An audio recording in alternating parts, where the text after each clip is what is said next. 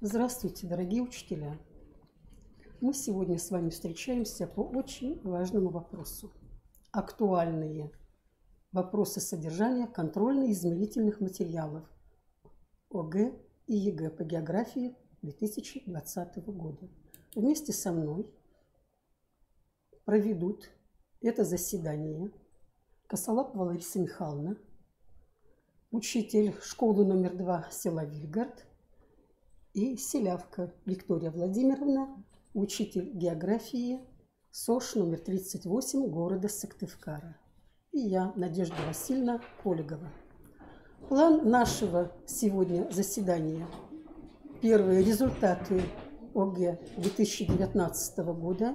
Изменения в содержании контрольно-измерительных материалов в 2020 году.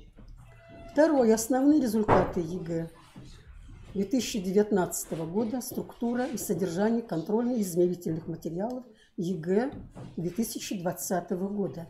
Но хотелось бы сразу обратить внимание на то, что следующее заседание у нас будет по ВПР. И, соответственно, мы с вами также обговорим, в каком плане, в ключе это заседание у нас пройдет. Ну и прежде всего я слово даю Виктории Владимировне. Пожалуйста, Виктория Владимировна, о результатах 2019 года, изменений в содержании 2020 года. Все это касается учащихся наших 9 класса. Пожалуйста. Добрый вечер, уважаемые коллеги. Я представляю вашему вниманию результаты ОГЭ 2019 года, а также изменения в содержании контрольно-измерительных материалов 2020 года. Представляю вашему вниманию таблицу, в которой показано, как меняется количество участников основного государственного экзамена по географии за последние 3 года. Надо отметить, что в целом количество участников растет, что довольно приятно, так как география очень популярна среди девятиклассников. Если отследить динамику результатов основного государственного экзамена, то мы с вами увидим, что в сравнении с 2017 годом в 2019 году увеличилось количество участников, получивших неудовлетворительную отметку. Это можно объяснить тем, что в 2019 году не был снижен пороговый балл, и поэтому все участники, которые не набрали минимальных 12 баллов, получили отметку 2 и пересдавали этот экзамен в июле и в сентябре месяце. Средняя отметка в 2019 году составляет 3,74 балла, что выше в сравнении с предыдущими годами. Отметку 3 получило 1264 участника, что меньше, чем в предыдущие годы. На 4 справилось большее количество участников, 1414 человек. И обратите внимание, пожалуйста, на то, что значительно увеличилось количество участников, получивших отметку 5. Что, собственно говоря, повлияло и на качество обучения учащихся, то есть те ученики, которые получили отметку 4 и 5 за государственный экзамен по географии.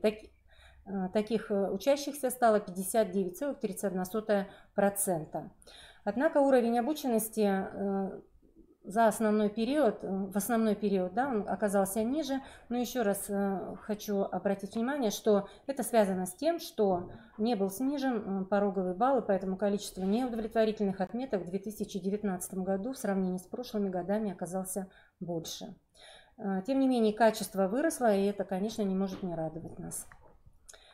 А теперь я предлагаю вашему вниманию анализ результатов выполнения отдельных заданий или групп заданий по географии, поскольку это касается конкретно нас, учителей, которые готовят учащихся к выпускному государственному экзамену. Первая группа заданий проверяет следующий элемент содержания. Это источники географической информации. Данный элемент содержания проверяют такие задания, как 14, 18, 19, 20 и 21. Задания 18 и 19 – это задания базового уровня сложности, 14 и 20 – повышенного, и задание 21 – высокого уровня сложности. Лучше всего по данному элементу содержания выполнено задание 18. В этом задании проверялось умение определять на карте, на плане местности, расстояние. С данным заданием справилось 84,66% участников. При выполнении данного задания учащиеся допускают ошибки, связанные с измерением расстояний на плане. Дело в том, что учащиеся, используя линейку, допускают очень большую погрешность. А для того, чтобы ответ был засчитан, погрешность разрешается не более 2 мм в сторону увеличения или в сторону уменьшения значения. Кроме этого, учащиеся при выполнении этого задания не знают, что полученный результат надо перевести в расстояние на местности, используя масштаб. То есть они получили, например, 2,5 сантиметра расстояние на плане, и такой ответ и записывают в бланк ответов номер 1. При этом они не умеют умножать десятичные дроби на 100, не умеют округлять. Учащиеся не понимают, что значит округлить до десятков метров. В результате такое вроде бы простое задание выполняется не всеми участниками. Хотя, на мой взгляд, нам надо добиваться того, чтобы 100% учащихся выполняли данное задание. Следующее задание, с которым тоже справилось более 80% участников, это задание 20. Интересно, что данное задание стали выполнять учащиеся лучше. Здесь необходимо было выбрать участок на плане местности и объяснить свой выбор.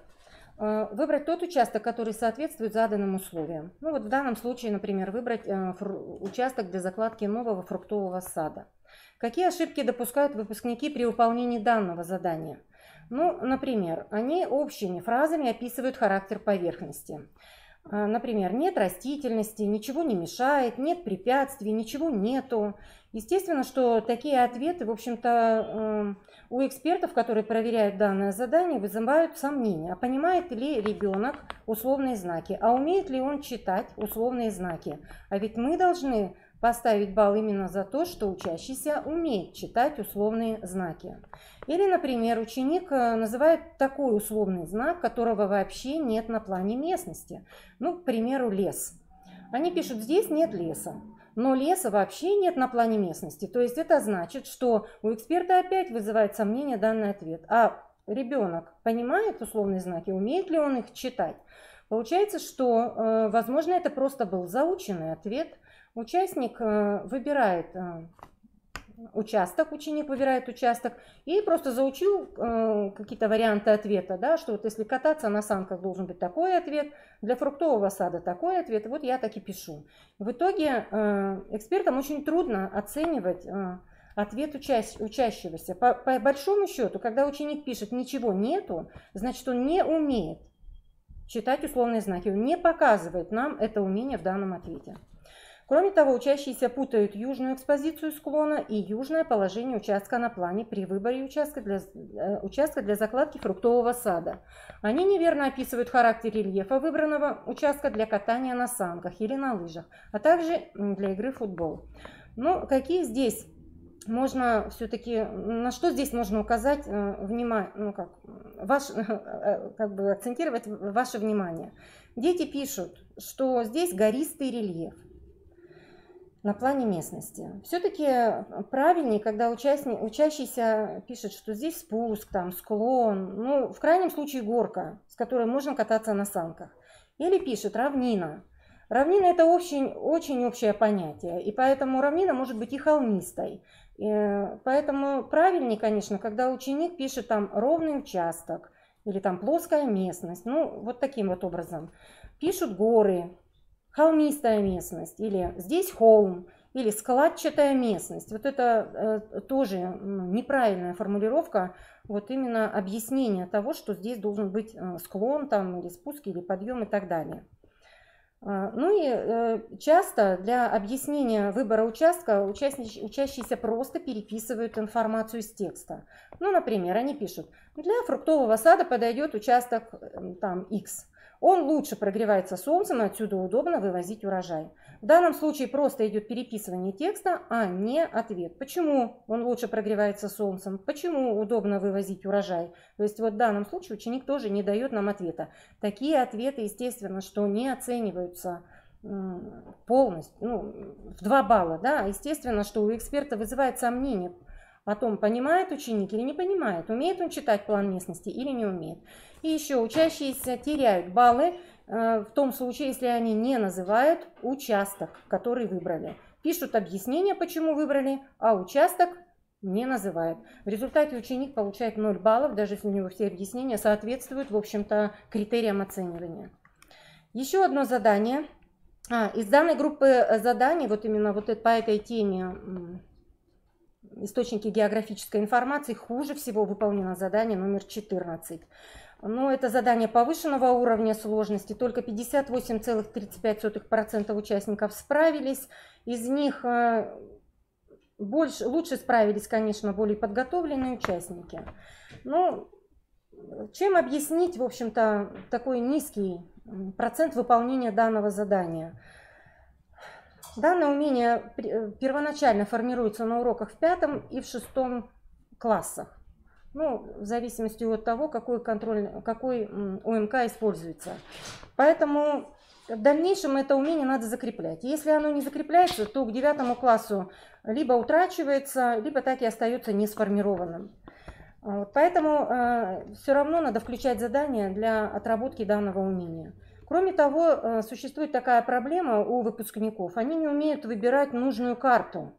То есть открыли карту мира и ищут там по координатам заданный объект. А данный объект может даже и не обозначен на этой карте. Поэтому здесь надо научить учащихся еще и выбирать необходимую карту. Либо отдельного материка, либо, может быть, региона. Ну, чаще всего это, может быть, карту России надо открыть. То есть вот на это надо обратить внимание. Следующее задание проверяло умение определять на карте направление. Это задание 19 базового уровня сложности.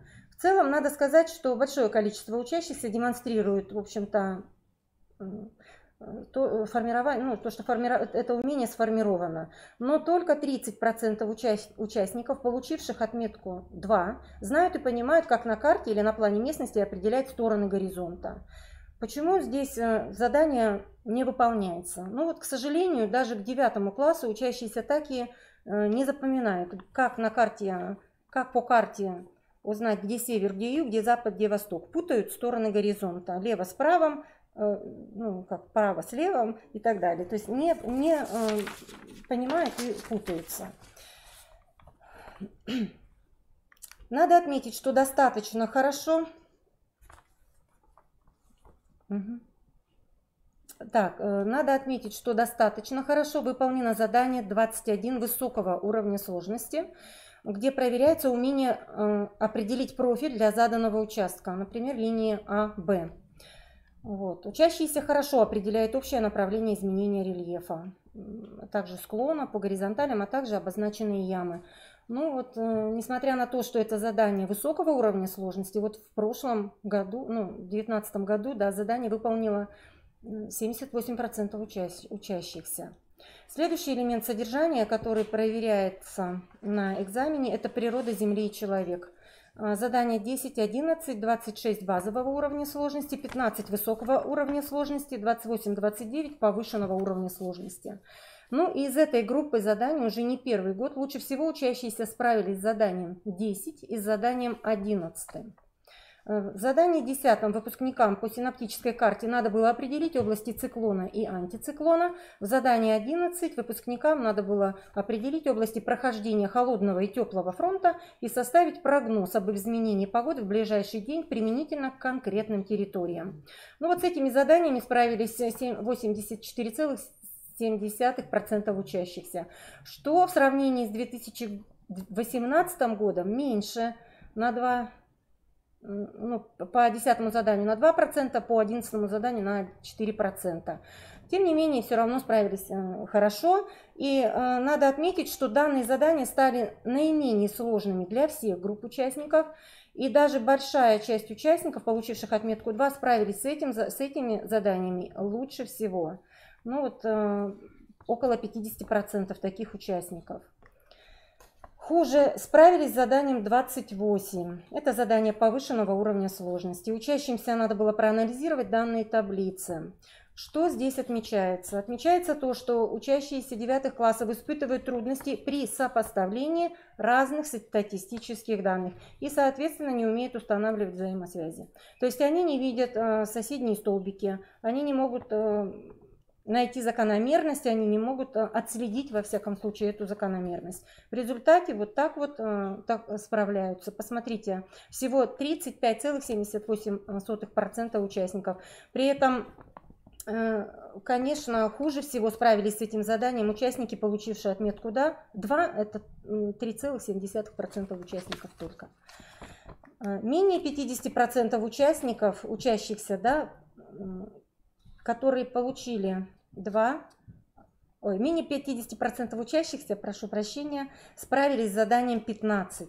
Задание 15 это было задание высокого уровня сложности. Здесь требовалось дать развернутый ответ. Данное задание западает уже на протяжении нескольких лет. Все-таки учащиеся не умеют объяснять существенные признаки географических объектов и явлений.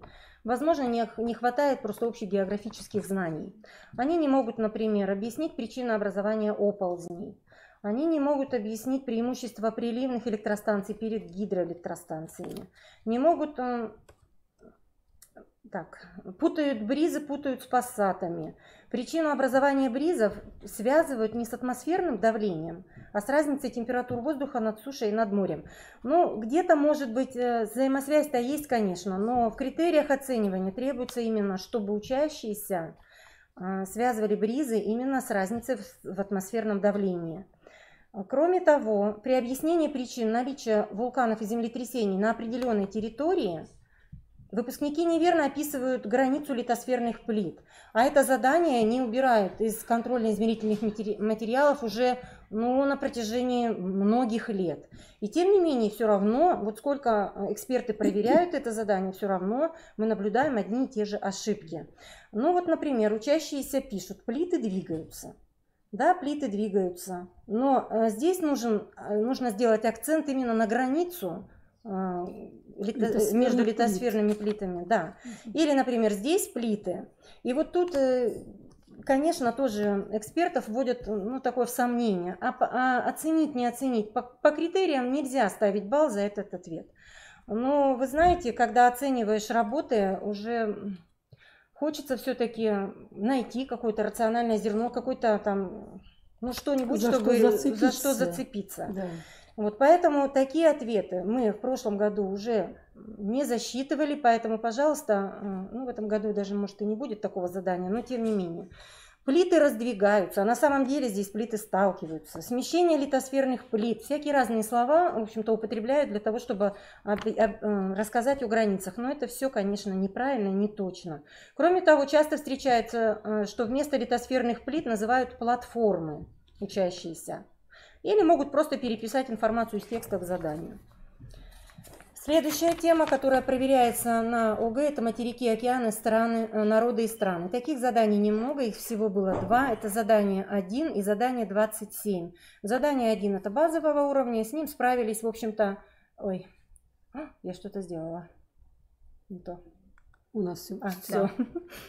Извините, извините, не ту кнопочку нажала. С этим заданием справилось довольно много учащихся, почти 71%, знают и понимают географические особенности природы материков и океанов.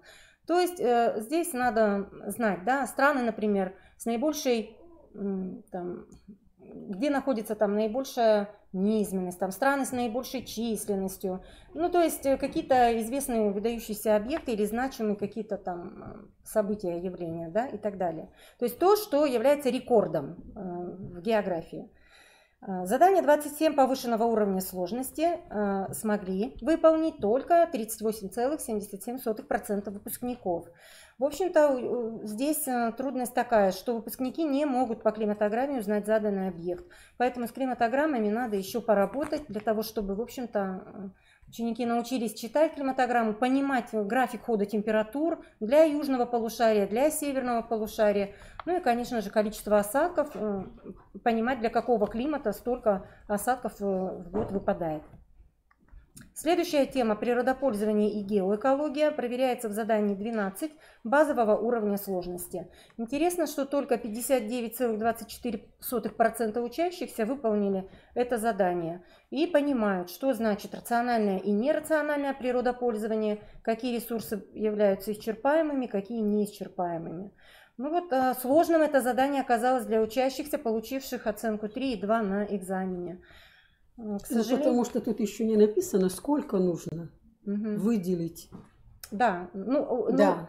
Но у нас вот в версии прошлых лет всегда один вариант ответа. Это, то есть... Потому что охрана речных вод, посмотрите, от загрязнения способствует охране.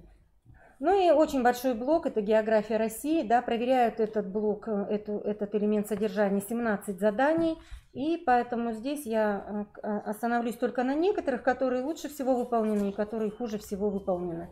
Так, лучше всего выполнено задание номер 13, более 80% учащихся справились с этим заданием. То есть здесь... проверяется понимание понятий терминов, да, и вот в частности с таким понятием, как воспроизводство, учащиеся хорошо разбираются, да, они, в принципе, легко определяют, какое предложение, какое высказывание соответствует именно этому термину. Конечно, в этом задании проверяется знание и понимание разных понятий, но вот с этим понятием хорошо справляются. Следующее задание, это задание 23, это задание высокого уровня сложности. И вот с этим заданием в 2019 году выпускники справились хорошо. 81,86% выпускников. Но здесь тоже надо отметить, смотря какое задание. Вот если это задание, например, в котором надо указать факторы размещения энергоемких производств, то с ним справляются плохо, потому что затрудняется назвать особенности хозяйства, которые способствуют снабжению комбината по производству полимеров сырьем. А если, например, выпускнику попало задание, где надо указать особенности хозяйства, которые способствуют размещению предприятий по производству сахара или там мукомольного завода, то с этим заданием справляются лучше. Поэтому вот получилось так, что общий процент выполнения достаточно высокий. Ну и следует отметить, что, к сожалению, вот на это задание учащиеся давали не всегда развернутые ответы, очень часто какие-то краткие, без полного объяснения формулировки. Ну, например, такой ответ, вот Ростовская область, река Дон, ГЭС. Весь ответ. Ну, собственно, он принимается, засчитывается, но это не является развернутый ответ. Ну и наиболее трудным оказалось задание номер 30. Это задание вызвало трудность у всех групп учащихся, и хорошо подготовленных, и слабо подготовленных. Но вот смотрите, только 37% участников, получивших 4 и 5, справились с этим заданием. А участники, получившие отметку 2, доля таких составила 2,7%. Ну, в общем-то, сложно учащимся определить субъект Российской Федерации по описанию или страну, например, по описанию. То есть это просто неумение использовать географическую карту, неумение читать текст внимательно и как-то находить какие-то взаимосвязи. Ну и вызвало затруднение, как ни странно, задание номер 9 по теме населения России, где надо было, в общем-то, используя вот графики, определить величину миграционного прироста населения. Частые ошибки, какие допускают учащиеся в вычислениях, это то, что они берут неверные данные, кроме того, не знают, как вычисляется миграционный прирост. И не умеют работать с отрицательными числами, к сожалению. Ну и последнее задание, о котором хочется сказать, что тоже недостаточно сформированные умения. Вот в 2019 году всего 47,9% выполнили задание, в котором надо было расположить регионы России в той последовательности, как они встречают Новый год.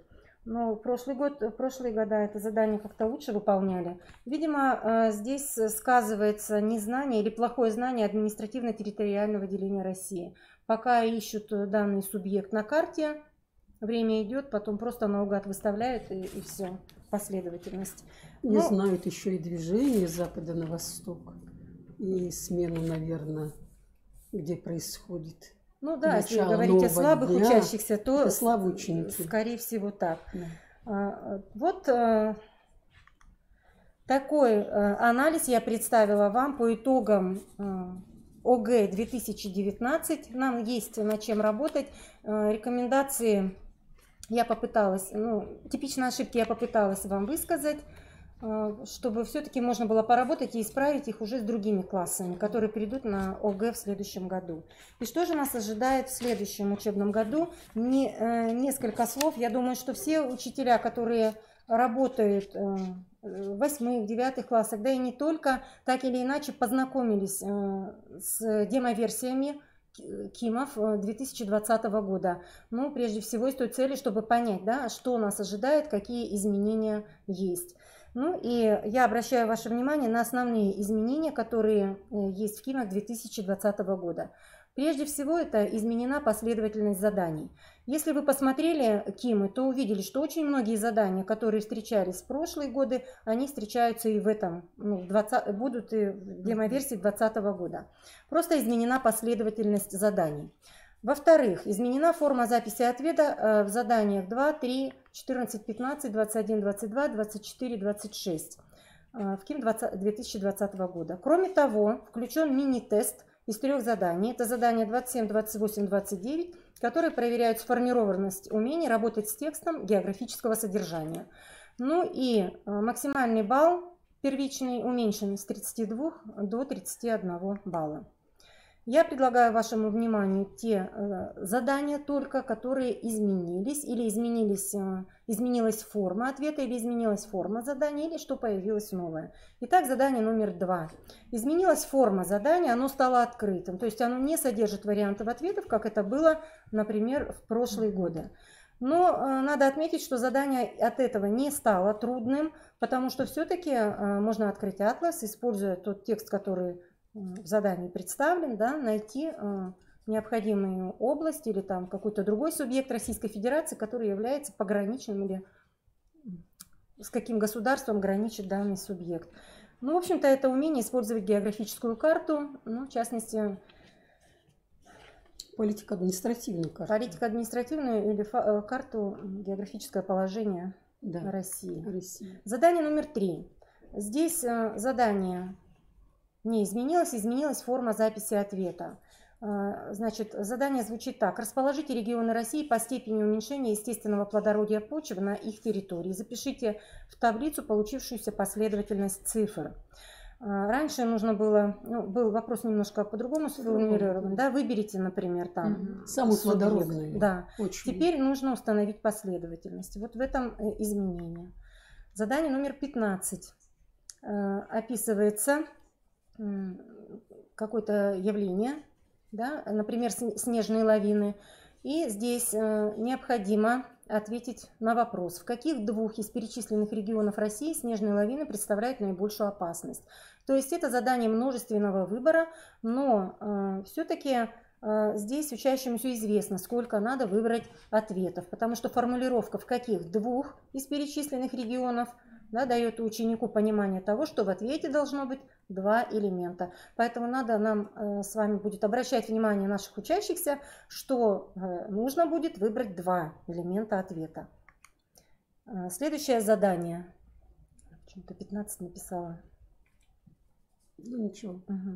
Это тоже задание множественного выбора, когда данные виды хозяйственной деятельности, да, и надо узнать, какие 2 из этих видов способствуют предотвращению образования оврагов на склонах холмов в зоне там, лесостепей и степей.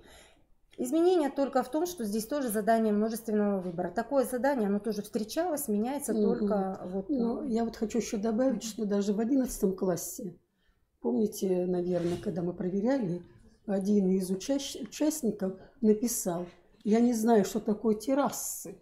То есть тут еще и идет понятийный аппарат, что очень является важным, потому что на это нужно обращать внимание. Не только там посадка деревьев и кустарников, что для них понятно, но и другие понятия. В задании 21, да, здесь тоже задание множественного выбора, то есть где дается содержится информация, в каком предложении, да, содержится информация о режиме рек. Тоже знакомое задание оно было, просто здесь нужно привести уже 2 высказывания. Ну и знать четко, что такое режим реки. 22 задание. Оно абсолютно такое же, как и было в прошлом году. В каком году из показанных на графике на постоянное место жительства в Россию из других стран въехало наибольшее число людей? Просто в прошлом году там были предложены варианты ответов, а здесь надо было, в 2020 году, да, надо написать ответ в виде числа. То есть тут год, да, изменилась форма записи. 24 задание. Сохраняется определить, да, перечислить регионы, где средняя плотность населения наибольшая, но тоже задание множественного выбора. И также в самом задании говорится о том, да, в каких 2 из перечисленных регионов. Также задание множественного выбора, это задание номер 26. Какие 2 из перечисленных городов являются центрами алюминиевой промышленности? Если в прошлом году это было задание 5, по-моему, там надо было выбрать только 1 пункт, здесь 2 выбрать. И тоже в самом задании работать с картой. Да, здесь умение работать с картой, открыть карту и, в общем-то, смотреть, есть или нет там алюминиевая промышленность. Ну и задания 27, 28, 29 это те, которых не было раньше. Сюда включен мини-тест из 3 заданий, проверяющих сформированность умений работать с текстом географического содержания. Ну, дается текст довольно такой яркий, да, в котором описание какого-то, вот, ну, в данном случае в демо-версии, да, это антарктическая кругосветная экспедиция, а далее 3 вопроса. Первый вопрос о локализации положения на карте территории, о которой идет речь в тексте. Второе – это понятия и термины, используемые в тексте, их значения. И третье – это объяснение особенностей того, о чем говорится в тексте, то есть причинно-следственные связи, почему, чем объяснить и так далее. Ну, 27 задание записывается одним словом, ответ. 28 задание, какие типы воздушных масс формируют климат акватории, в пределах которых происходило исследование. И 29 задание, да, объяснить, почему период с декабря по март наиболее благоприятен для проведения исследовательских работ. Вот эти задания проверяются экспертами, записываются на бланке ответа номер 2. В 2020 году за ответы на бланке номер 2 максимальное количество баллов можно получить 4 в сравнении с предыдущими годами, когда мы ставили раньше максимальное количество баллов 5. Поэтому за счет этого и уменьшилось общее количество баллов. Ну, на этом я заканчиваю свое выступление. Если есть вопросы, пожалуйста, смогу, отвечу. Ну, еще немножечко верните, пожалуйста, да, по критериям еще вот сюда. Вот это. Да. По критериям, что еще скажу, что в 2020 году в критериях отсутствуют примеры ответов учащихся. Если раньше всегда в критериях присутствовали варианты ответов, да, то с 2020 года они отсутствуют. И теперь уже, да. Ну, это еще, наверное, потому, что много может быть вариантов ответов, и уже эксперты будут судить и договариваться, как будут оценены согласно вот тем географическим знаниям, понятийному аппарату и так далее. Ну и подготовка это очень серьезная, конечно, это не в последний месяц, а должна она начинаться намного раньше, определять, кто из участников выберет географию, кроме заданий, которые вы будете им давать, поддерживать связь с родителями, консультации устраивать.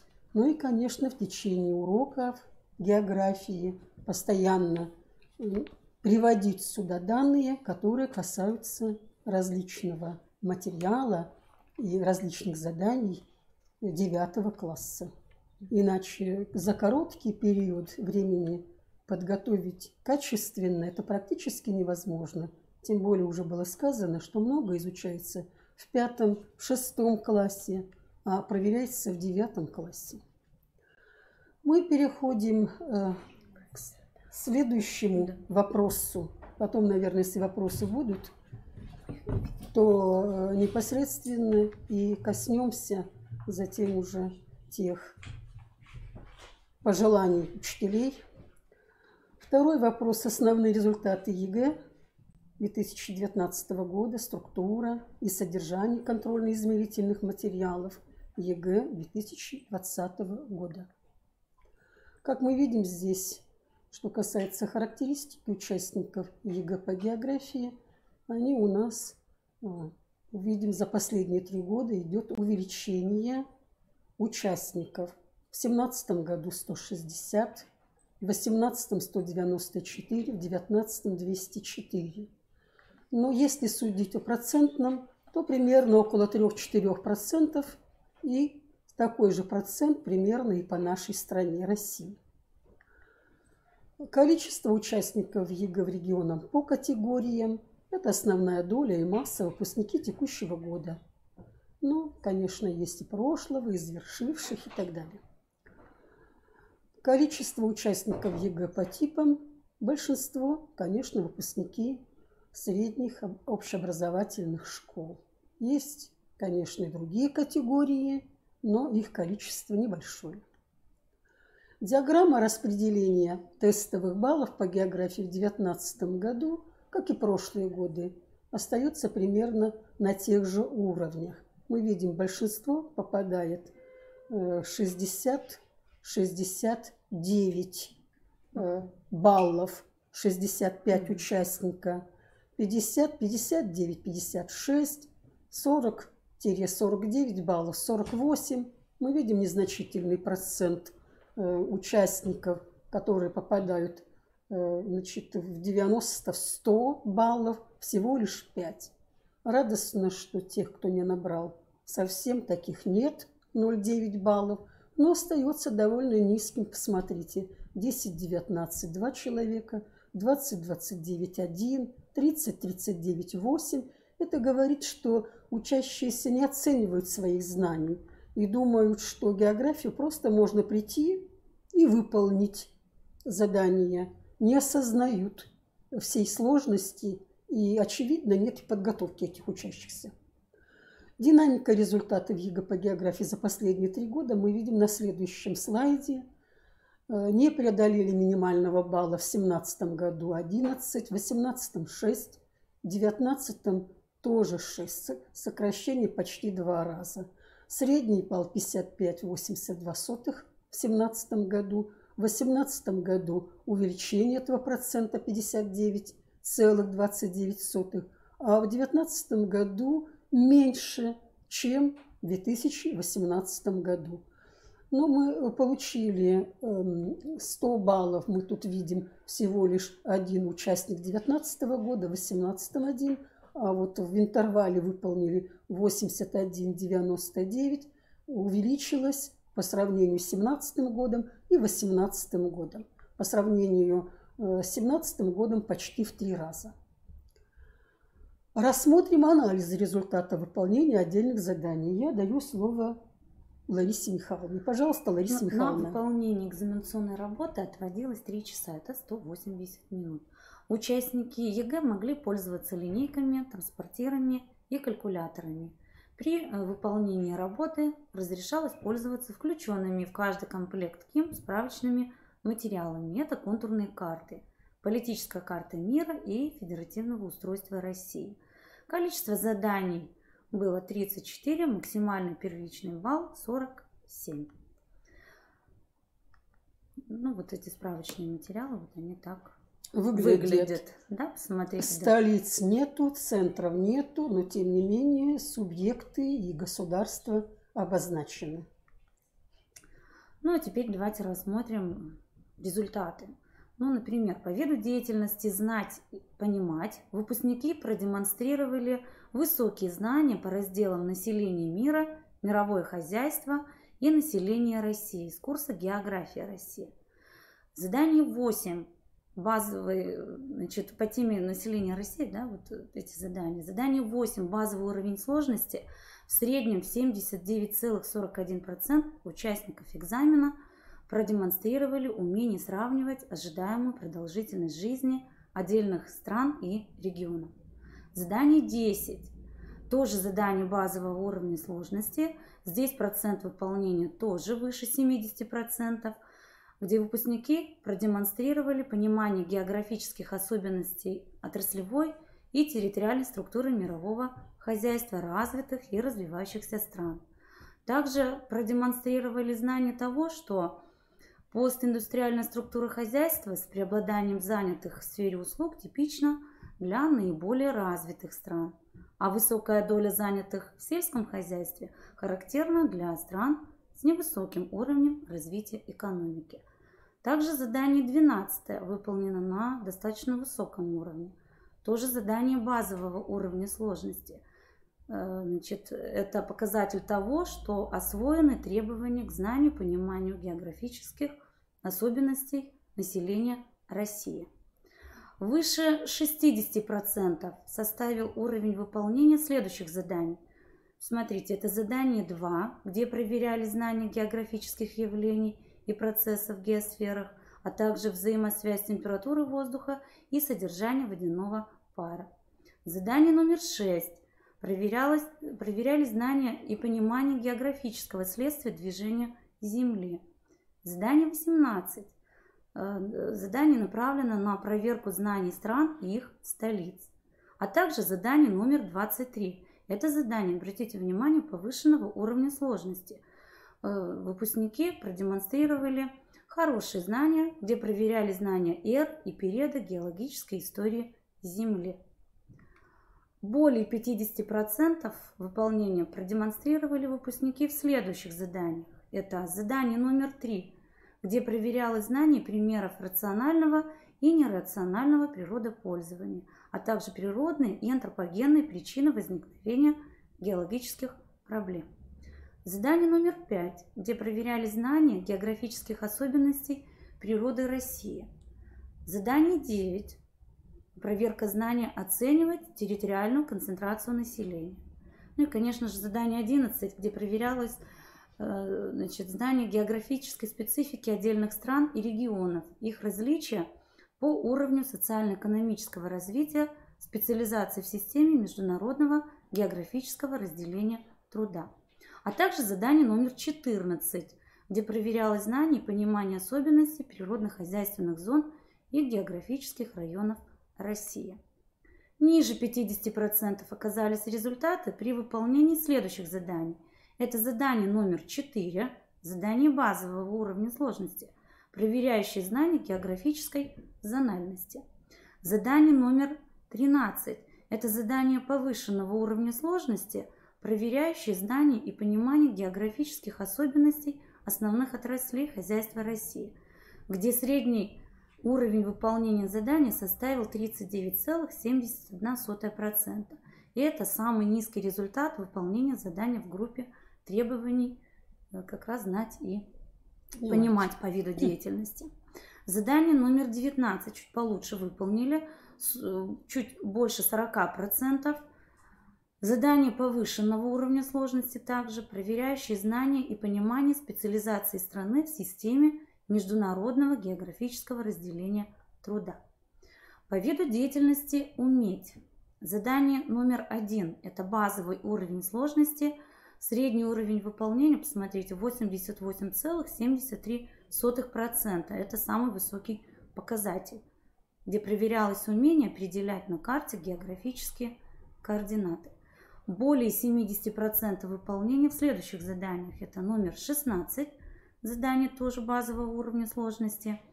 Проверяет умение определять и сравнивать по разным источникам информации географические тенденции развития социально-экономических процессов по субъектам Российской Федерации. Это, например, динамика объемов сельскохозяйственного производства. Задание 21. Задание повышенного уровня сложности. Оно проверяет умение определять и сравнивать по разным источникам информации географические тенденции развития социально-экономических процессов. Также более 70% выполнения задания номер 22, это тоже задание повышенного уровня сложности, проверяет умение оценивать ресурсообеспеченность отдельных стран мира, например, ресурсообеспеченность природным газом. И задание номер 26, это задание уже базового уровня сложности, проверяло умение определять на плане и карте расстояния. ну, как и в 9 классе, хорошо, да, справляется с этим заданием. Хотя эти должны были задания выполнять уже и на 100%. И на 100%, да. Но, разделить тем не менее, одно на другое и получить и расставить по порядку. более 60% выполнения в следующих заданиях. Это задание номер 7 базового уровня. Проверяет умение определять на карте местоположение географических объектов, заливы. Это знание номенклатуры. Задание номер 5, тоже базового уровня. Проверяет умение выделять, описывать существенные признаки воспроизводства населения. И задание 27, уже повышенного уровня сложности, проверяет умение определять на плане карте направление, а именно определение азимута. Вот здесь вот как раз большую погрешность допускают при определении азимута. Низкий уровень выполнения следующих заданий. Это задание номер 24. Задание повышенного уровня сложности проверяло умение выделять существенные признаки географических объектов и явлений. Например, определение страны по краткому описанию. Так же, как и в 9 классе, эти задания вызывают большие сложности. Задание номер 25. Задание высокого уровня сложности. Проверяло умение выделять существенные признаки географических объектов и явлений, а именно определение субъекта Российской Федерации по краткому описанию. Ну, аналогичную проблему тоже видим и в 9 классе. В части 1 только 2 задания были направлены на осуществление контроля по виду деятельности, использовать приобретенные знания и умения в практической деятельности и повседневной жизни. Но уровень выполнения этих заданий высокий. Выпускники успешно справились с такими заданиями, как задание номер 17 базового уровня сложности, где проверялось умение использования приобретенных знаний в практической деятельности и повседневной жизни для чтения карт различного содержания. А именно, например, определение средних многолетних максимумов температуры воздуха в июле. Смотрите, здесь средний уровень выполнения более 80%. Задание номер 20 базового уровня сложности проверяло умение использовать приобретенные знания и умения в практической деятельности и повседневной жизни для определения различий во времени. Тоже направлены на чтение карт. В данном случае это карты часовых зон. Выполнение тоже выше 80%. В 2019 году по сравнению с 2018 годом наблюдается положительная динамика среднего процента по региону при выполнении следующих заданий. Смотрите, это задание номер 8, номер 10, 12, 16, 22 и 26, где указан, вот посмотрите, прирост. Да?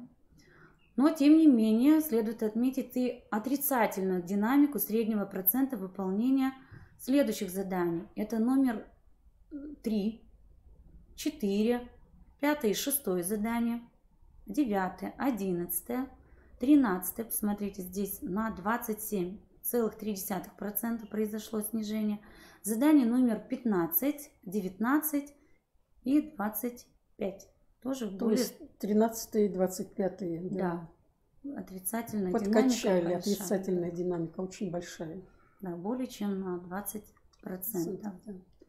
Проверка выполнения заданий части 2 осуществлялась экспертами Республиканской предметной комиссии на основе использования поэлементного анализа ответа экзаменуемого. Это задание номер 28, 29, 30, 32, 34. Это задание высокого уровня сложности. И задание номер 31 и 33 – это задание повышенного уровня сложности. Давайте посмотрим динамику среднего процента выполнения заданий части 2 за 2018 и 2019 годы.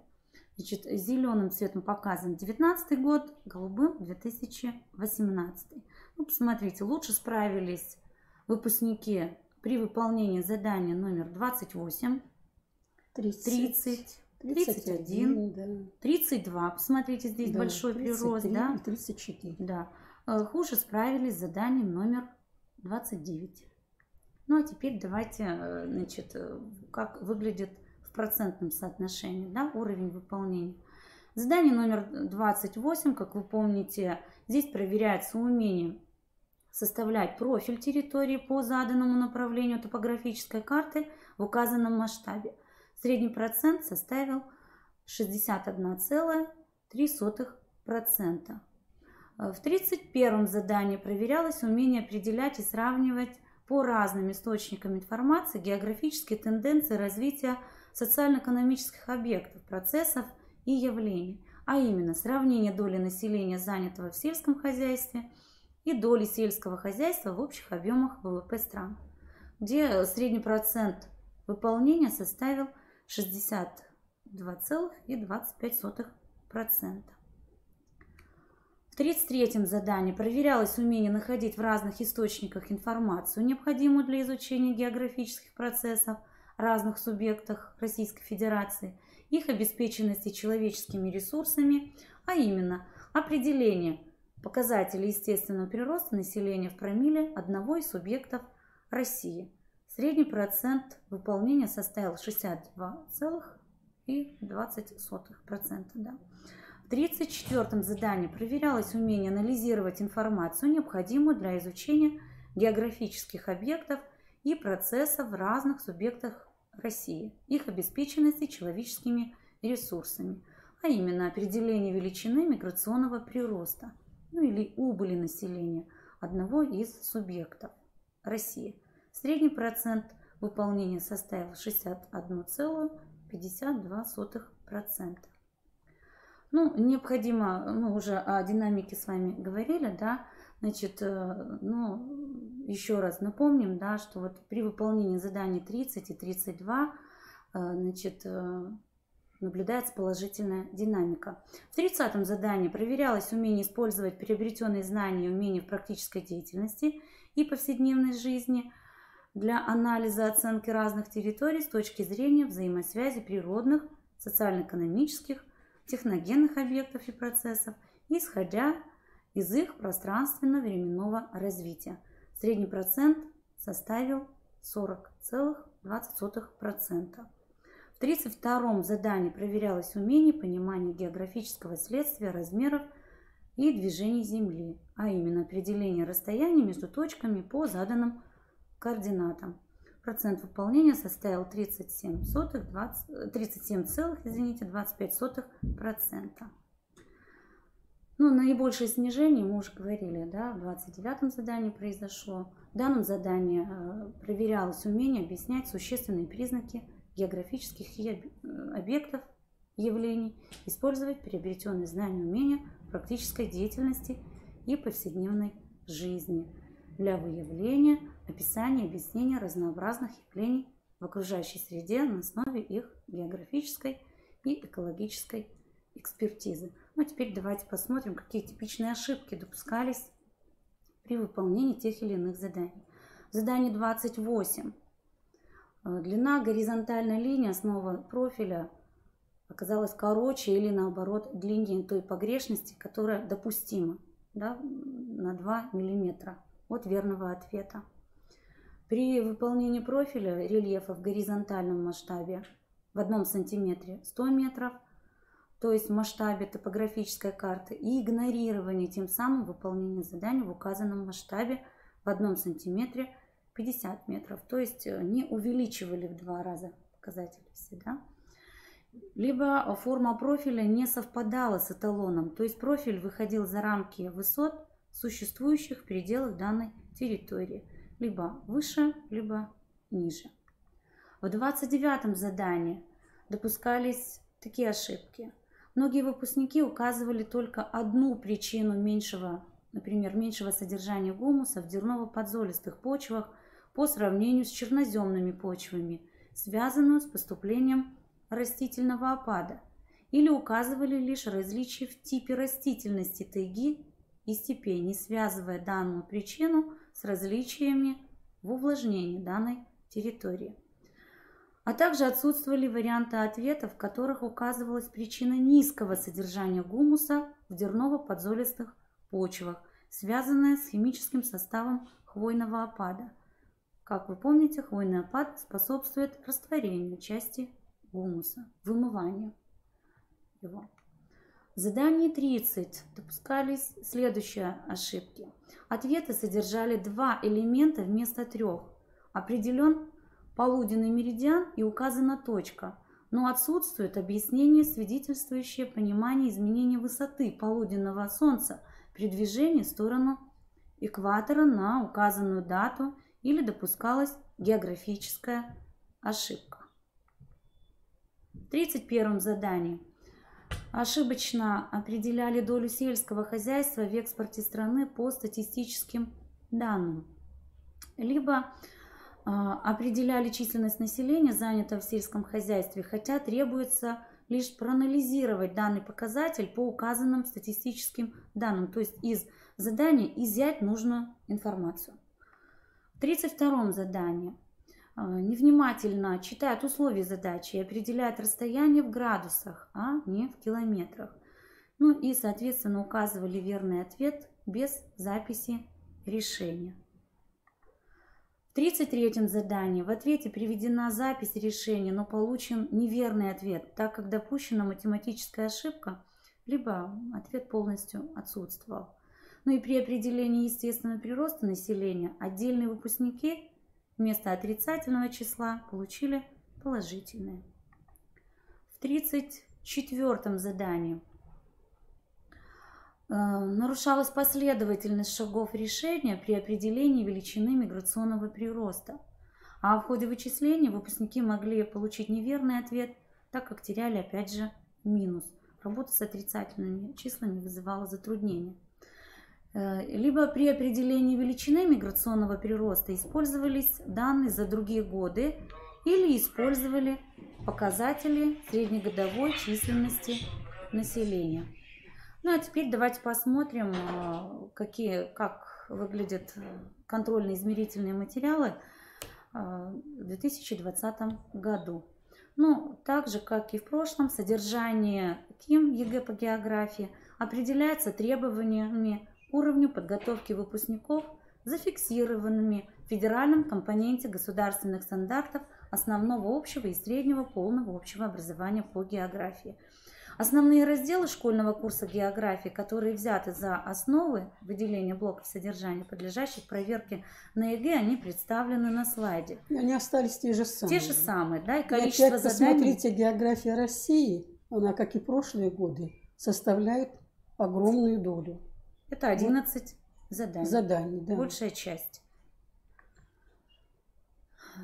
Каждый вариант экзаменационной работы состоит также из двух частей и включает в себя 34 задания, различающихся формой и уровнем сложности. Это 18 заданий базового уровня сложности, 10 заданий повышенного, 6 высокого уровня сложности. В части первой содержится 27 заданий с кратким ответом. В экзаменационной работе представлены следующие разновидности заданий с кратким ответом. Они те же самые. Да. Здесь ничего не изменилось. В части второй также содержится 7 заданий с развернутым ответом, в первом из которых ответом должен быть рисунок, а в остальных требуется записать полный и обоснованный ответ на поставленный вопрос. 2 задания повышенного уровня сложности и 5 заданий высокого уровня сложности. Тоже здесь изменений нет. На выполнение экзаменационной работы также отводится 3 часа, это 180 минут. Также выпускники могут пользоваться линейками, транспортирами, калькуляторами. Непрограммируемыми. Да. Ну и при выполнении также разрешается пользоваться справочными материалами. Это контурные карты, мы их уже демонстрировали, политическая карта мира и федеративное устройство России. Значит, содержание КИМ ЕГЭ по географии, как уже говорилось, определяется требования к уровню подготовки выпускников, зафиксированными в федеральном компоненте государственного стандарта основного общего образования. Значит, отбор содержания, подлежащего проверке в экзаменационной работе 2020 года, осуществляется в соответствии с разделом «Обязательный минимум содержания основных образовательных программ», федерального компонента, как мы уже говорили, и перечня элементов содержания и требований к уровню подготовки выпускников, которые приведены в кодификаторе. Это как и в прошлые годы. Значит, распределение заданий экзаменационной работы по видам проверяемых умений и способам действий выглядит точно так же, как и в прошлом году. Требования знать, понимать, 14 заданий включает. Требования уметь 17. Использовать приобретенные знания и умения это 3. Всего 34 задания. По уровням сложности в целом, значит, работа так выглядит. Да? Базовый уровень сложности 18 заданий, повышенный 10, высокий 6, ну и того 34. Максимальный первичный балл 47, мы уже говорили. Значит, таким образом мы видим, структурных изменений нет. Да? Но, тем не менее, в КИМ 2020 года по сравнению с КИМом 2019 года имеются изменения в критериях оценивания ответов на задания с развернутым ответом. Это 31 и 32. Поэтому следует акцентировать внимание учащихся при формулировке ответов на эти задания. Ну, давайте вспомним еще раз. Задание 31 проверяет умение определять и сравнивать по разным источникам информации географические тенденции развития социально-экономических объектов, процессов и явлений. Главным источником информации здесь служат статистические материалы, которые приводятся в задании. Ну вот давайте рассмотрим несколько типов заданий. Номер 31. В данном задании необходимо сравнить долю сельского хозяйства в ВВП и долю сельского хозяйства в общем объеме экспорта Австралии и Колумбии. Смотрите, значит, для определения доли сельского хозяйства в ВВП необходимо извлечь из таблицы, из статистических данных эту информацию, но ее не стоит вычислять, да? А второй показатель нужно вычислить. Ну вот давайте посмотрим. Значит, в содержании верного ответа необходимо выделить 4 элемента. Первый элемент, он состоит из двух равнозначных частей, соединенных союзом «или», в которых приводятся качественное или количественное сравнение. Давайте мы сразу перейдем на следующий слайд и посмотрим примерный ответ. Вот посмотрите, доля сельского хозяйства в ВВП Колумбии выше, чем в Австралии. Или можно привести значения, которые извлекаются из таблицы. В этом случае ответ 12% в Колумбии, 4% в Австралии. Либо он сравнивает выше, чем, да, либо приводит данные из таблицы. В этом случае этот элемент считается присутствующим. Второй элемент включает результат сравнения искомого показателя для двух стран, который был определен в ходе проведенных вычислений. Смотрите, чтобы этот ответ сформулировать, наверное, нужно сначала сделать вычисление.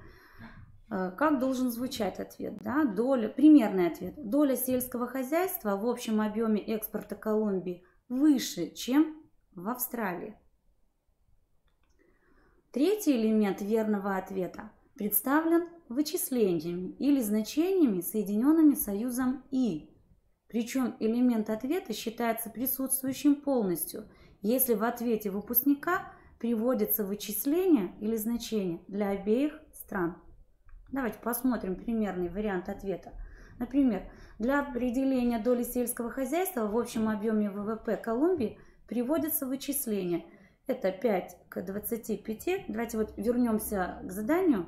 Смотрите, общий объем экспорта Австралии составляет 117, объем сельскохозяйственного экспорта 20, да. Колумбии 25 и 5. Да? Поэтому вот можно привести ответ таким образом для обеих стран. Либо привести такие значения, то есть выполнить вычисление, определить долю, да? В Колумбии 20%, в Австралии 17%.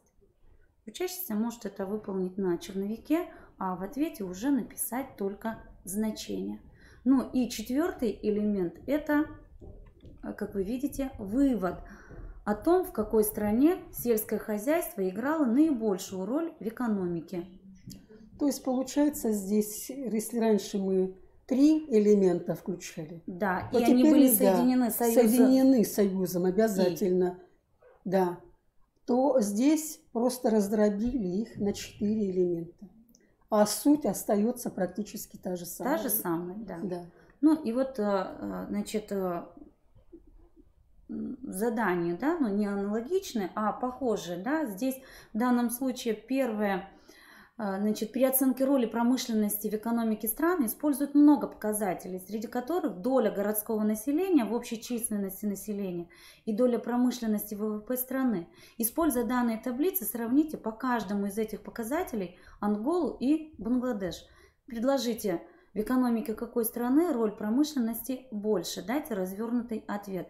Смотрите, первый показатель, который нужно определить, долю городского населения, да, в общей численности, нужно вычислить. Да, да? нужна доля. Поэтому здесь уже, значит, элементы ответа будут располагаться таким образом. Первый элемент нужно указать результат сравнения искомого показателя, то есть то, что учащиеся вычислили, да, по статистическим данным. Второй элемент привести вычисления. Третий элемент извлечь из Таблицы. таблицы, из статистических данных. И четвертый элемент вывод. Ну и, наверное, учащимся обязательно нужно объяснить, за что они могут получить максимальный балл. Если в ответе полностью присутствуют все 4 элемента верного ответа, то такой ответ оценивается в 2 балла. Если 3 любых из названных, то такой ответ оценивается в 1 балл.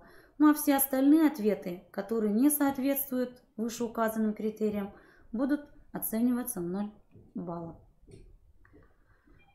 Задание 32. Значит, содержание самого задания не изменилось. Проверяется умение применять знания о суточном движении Земли для решения задач. Проверяется такой элемент содержания, как Земля как планета, современный облик планеты Земля, форма, размеры движения Земли. Значит, учащиеся должны продемонстрировать знание и понимание географических следствий, размеров и движений Земли. Как уже указывалось, содержание самого задания не изменилось. Да?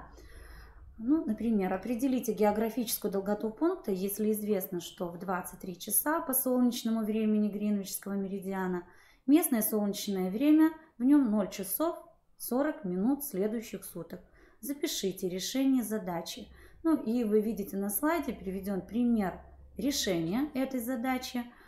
Значит, решение учащихся может быть разным. Это может быть и графический рисунок. Да?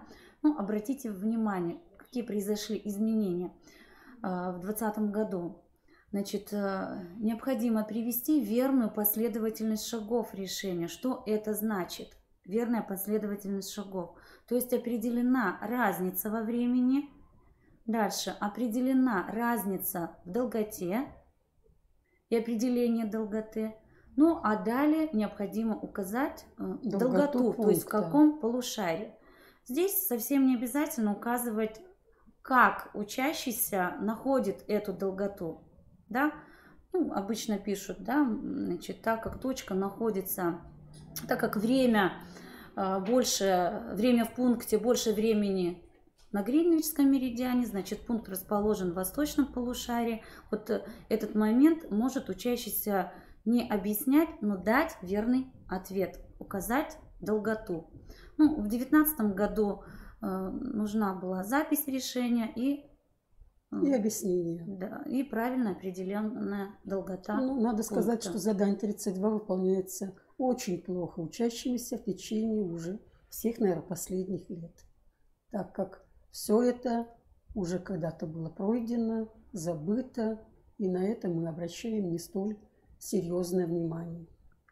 Да, ну, значит, давайте еще, да, в задании 32 может быть еще одно задание, где нужно определить расстояние по меридиану. И, значит, критерий выполнения, он абсолютно такой же. Необходимо привести верную последовательность шагов. То есть должна присутствовать запись всего решения данного задания. И указан верный ответ. Расстояние в километрах, а не в градусах. Ну, вначале в градусах, а потом уже да, в километрах. А потом в километрах. Да. Но иногда оставляют вот, значит, этот шаг пропущенным. Ну, вот это такие изменения в 2020 году нас ожидают. Да. И на этом спасибо за внимание. Мы все вопросы рассмотрели. Следующее наше занятие будет посвящено ВПР, всероссийским проверочным работам. И я думаю, что, наверное, вы уже и приобрели какую-то литературу. Вот я держу здесь всероссийские проверочные работы ВПР 6 класса, 15 типовых вариантов.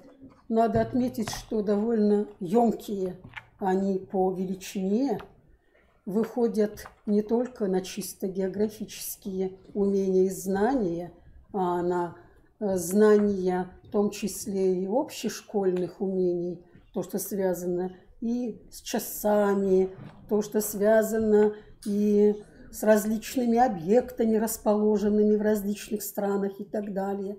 Проверяют уровень, тем не менее, эрудицию учащихся. Ну и в накопительном таком плане они идут, потому что исследователей изучают и в 5 классе, и в 6. А в 6 необходимо выйти и определение координат, и пункты указать, и направление, и много-много другое. Так что, конечно, мы постараемся подготовиться и дать вам в следующем нашем занятии, как готовить учащихся, на что внимание обратить, чтобы результаты были неплохие. Хочется вот этого пожелать, наверное, всем вам, учителям. Да, и в этом году, уже в этом учебном году, всероссийскую проверочную работу будут выполнять учащиеся и 8 класса. Да? Да. И 6, и 7, и 8, ну и, 8 соответственно, класс. 11 класс. Да? И наше следующее заседание состоится 19 декабря. Время также в 16 часов. Кто желает принять участие, Мы да? приглашаем сюда, в КРИРО, прийти, присутствовать. А если вы желаете представить свой опыт, да, вы можете обращаться непосредственно к нам. Да? Да. И, значит, на сайте КРИРО в разделе «География» есть адреса электронных почт, где И мы с удовольствием можем заслушать и принять к сведению. Ну, а теперь давайте посмотрим, может, какие-то вопросы есть. поступили, да? Вопросов нет, все понятно, все ясно. Ну, мы желаем творческих успехов всем учителям, учащимся, хороших учеников, хороших знаний, умений. Ну и, соответственно, конечно, учителям необходима кропотливая работа изо дня в день, на каждом уроке. Поэтому мы это вам и желаем. Большого терпения. На этом мы завершаем. Спасибо вам.